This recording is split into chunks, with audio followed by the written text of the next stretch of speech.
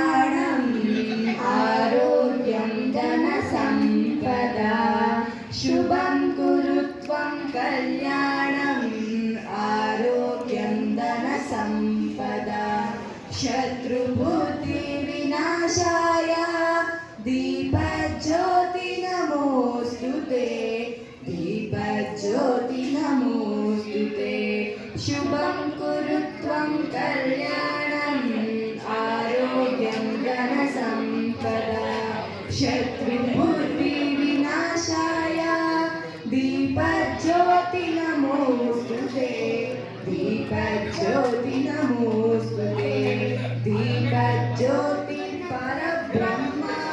दीपज्योति जनार्दनापं सन्ध्यादीप नमोऽस्तु ते शुभं कुरु त्वं कल्याणम् आरोग्यं धनसम्पदा शत्रुबुद्धिविनाशाय दीपज्योति नमोऽस्तु ते दीपज्योति नमोऽस्तु ते दीपज्योति नमोऽस्तु ते दीपज्योति नमोऽस्तु